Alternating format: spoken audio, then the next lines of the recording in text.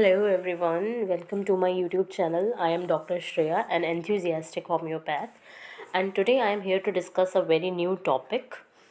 And in all my previous videos आप लोग ने देखा कि I have discussed topic psychodynamics related to various body parts, but today I am not going to discuss that. We will continue that topic in our upcoming videos.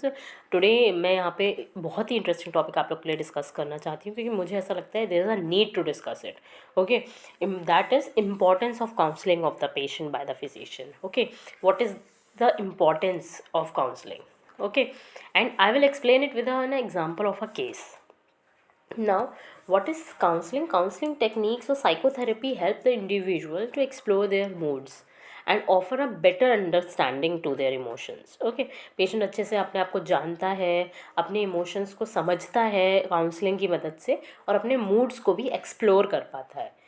So today in this topic we will study how कैसे इस patient को, मतलब मैंने अपने एक case के example से आपको समझाऊंगी कैसे पेशेंट को सिर्फ काउंसलिंग से without any medication I have treated that case.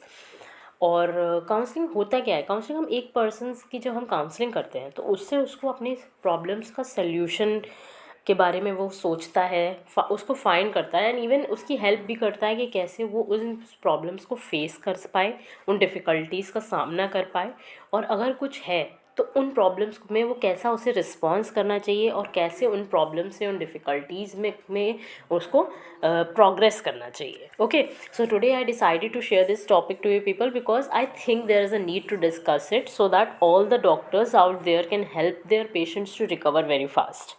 Okay, so कभी कभी सिर्फ काउंसलिंग ही रिक्वायर्ड होती है, and a doctor can treat the case without any medicine. So we homeopaths call it a moral remedy.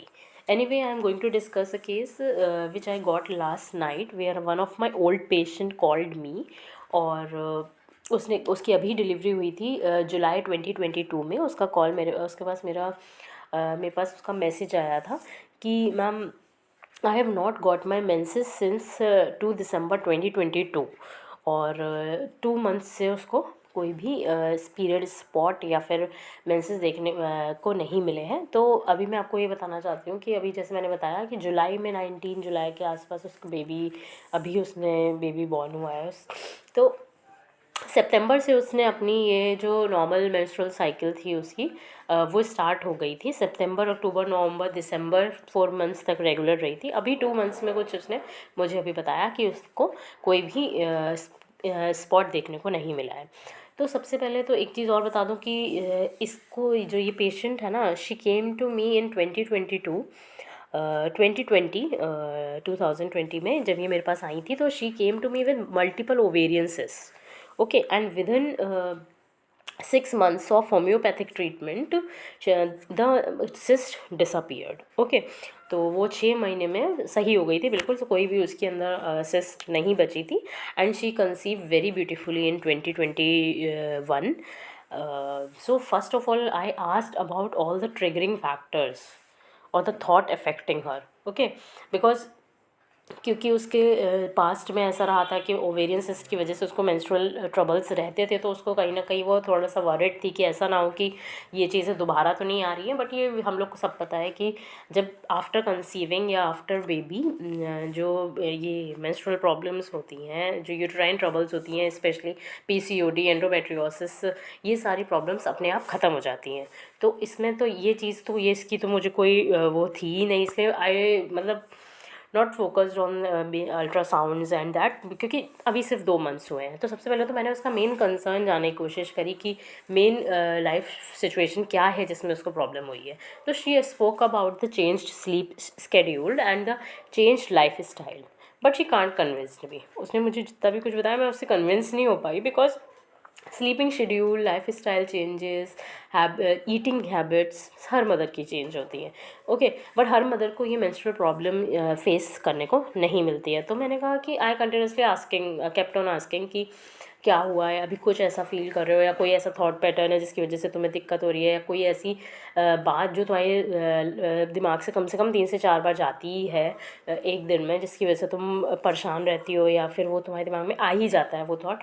तो then I came to know about her main concern, and her main concern was after baby she is not doing any job. She told me that after baby मैं कुछ नहीं कर पा रही हूँ, कोई job नहीं कर रही हूँ, एंड इवन मैं अपने आप से बहुत डिसअपॉइंटेड हूँ कि जिस चीज़ को लेकर मैं पढ़ रही थी, जिस एग्ज़ाम में मैं पढ़ रही थी बिफोर डिलीवरी, उसको वो 2 से 3 नंबर से उसका रह गया था, तो अब उस एग्ज़ाम को भी वो टाइम नहीं दे पा रही है, बिल्कुल स्टडी नहीं कर पा रही है, रात भर जागने के चक्कर में बेबी की वजह से वो अपने कॉम्पिटिटिव एग्ज़ाम्स पे फोकस नहीं कर पा रही है, कोई जॉब नहीं कर रही है। सो आई आस्क कि तुम्हारी और क्या फीलिंग रहती है जब ये थॉट्स तुम्हारे दिमाग में आते हैं, तो तुम्हें क्या फ़ील होता है, तुम क्या सोचते हो? तो फिर उसने मुझे बताया कि मैम मुझे बहुत ही मतलब मुझे रोना आता है, इवन वो मुझे बताते बताते भी रो गई थी कि, लेकिन उसने फ़ील नहीं होने दिया मेरे को, ठीक है, लेकिन एक होता है ना कि आवाज़ में आप भारीपन समझ जाते हो। तो मैंने कहा कि उसने मुझसे बोला कि मैम मुझे ना रोना आता है और लगता है कि मैं बहुत डिसअपॉइंटेड फ़ील करती हूँ, मुझे लगता है कि मैं अपनी ड्रीम्स नहीं पूरी कर पाई हूँ।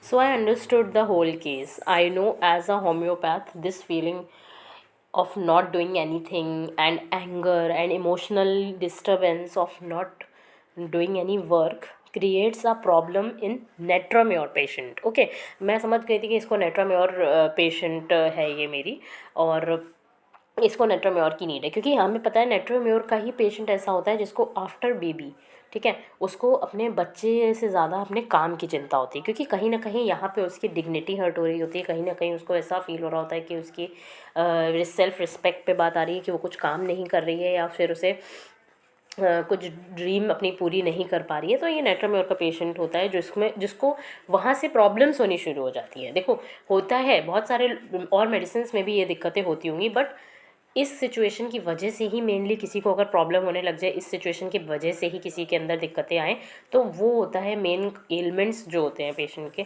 तो वो नेट्राम्योर पेशेंट में ऐसा होता है, देखने को मिलता है। सो आई डिसाइडेड कि मैं इसे नेट्राम्योर तो दूंगी, but before that I focused on counselling. Okay, I focused on counseling, explained her about the benefits of non-working mother, and then explained her about the difficulties faced by the working mothers of the small babies. तो मैंने उसे ये भी पूरा समझाने की कोशिश करी कि देखो, तुम नॉन वर्किंग मदर हो और नॉन वर्किंग मदर्स के क्या बेनिफिट्स होते हैं, ठीक है, तुम अपना पूरा टाइम इस समय बेबी को दे पा रही हो। अगर अभी तुम कोई जॉब कर रही होती या फिर if you are in any government job, अगर तुम इस समय यहाँ पे इस समय कोई गवर्नमेंट जॉब में हो तो तुम उसे नहीं छोड़ सकते हो, ठीक है, या फिर कोई ऐसी जॉब तुम कर रही होती पहले से ही जिसमें तुम्हें इतनी छुट्टियाँ नहीं मिलती, तब तुम्हारे बेबी का क्या होता, ठीक है, क्योंकि because she is living in nuclear family, कोई वो जॉइंट फैमिली नहीं है उसकी वहाँ पे। तो मैंने उसको ये सब समझाने की कोशिश करी, अभी भी बहुत छोटी है, अब तुम उसे फिर तब कहाँ छोड़ती।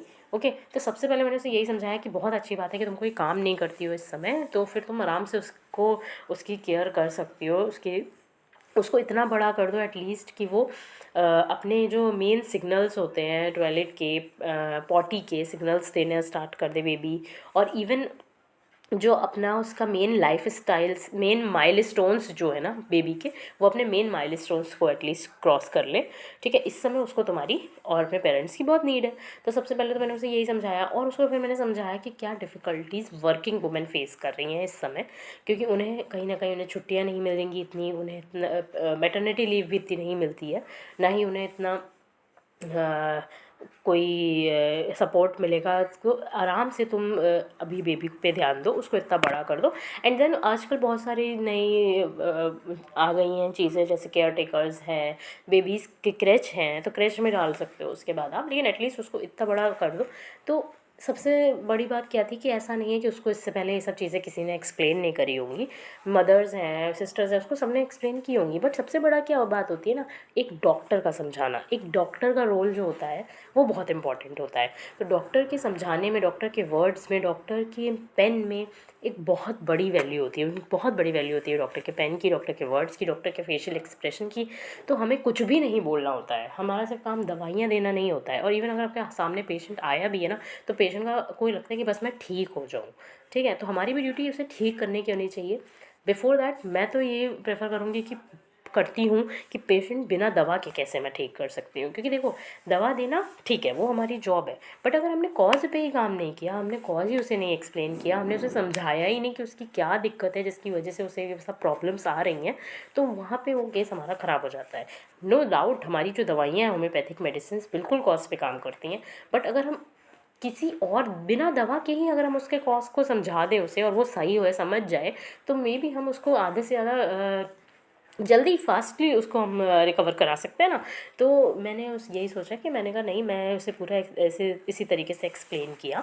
तो एक डॉक्टर के समझाने के में और उसकी फैमिलीज़ के समझाने में डिफरेंस होता है, ठीक है। फैमिली को मे बी उसने सुना हो, सोचा हो कि हाँ ये तो मुझे अच्छा समझाएंगे ही, बट एक डॉक्टर के समझाने से ये होता है कि उसने सोचा हो मे बी कि मैम इतने एक्सपीरियंस से बोल रही हैं, मैम के पास इतने पेशेंट्स रहते हैं, तो मैम अपनी पूरी नॉलेज से बोल रही हैं, तो मेरा समझाना मे बी उसको अलग लगा होगा।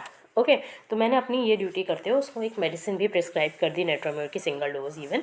बट नेक्स्ट इवनिंग मेरे पास इसका मैसेज आता है कि ma'am, hello ma'am, period spot is seen last night after talking to you.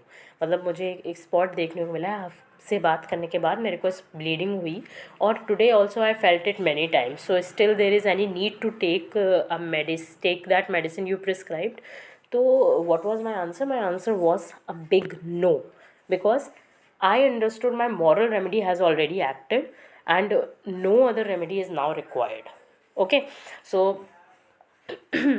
I have prescribed PL, तो वो तो मैंने उसको कंटिन्यू करवा दी, लेकिन आई नो दैट नाउ उसे कोई और मेडिसिन की ज़रूरत अब नहीं है। So this is what I aimed explain today in this video, that counseling is very important. Okay, counseling is a process of improving the moods. Okay, it helps in mood improvement, in treating mental illness, or even reducing stress, improving the communication and relationships, and also it promotes self esteem of the patient.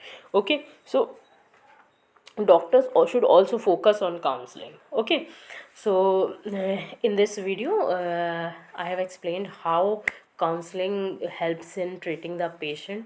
सो अगली बार जब भी आपके पास कोई patient आता है, तो first of all आपका सबसे पहले बात ये, हम दवा सोचने में लग जाते हैं, ऐसा नहीं है। दवा सोचनी है ठीक है, हमें उसके मेन कंसर्न पे भी मेनली फोकस करना है कि क्या वो एक कॉज है। अगर हमारे पास कॉज आ जाता है ना, तो हम सबसे अच्छा ट्रीटमेंट वहीं से स्टार्ट हो जाता है। लेकिन अगर हमारे पास कॉज नहीं है, ठीक है, हम सेकेंड फॉलोअप में मे बी हमें मिल जाए या फिर कम, तो जब हमारे पास कॉज आ जाता है ना, वहाँ हमारा केस क्योर होने लग जाता है, क्योंकि क्योर कॉज पे काम करना बहुत ज़रूरी होता है।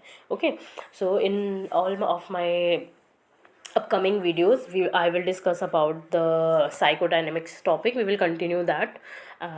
Okay, so like my all YouTube videos and please subscribe my channel. Thank you everyone, have a great journey ahead, stay blessed.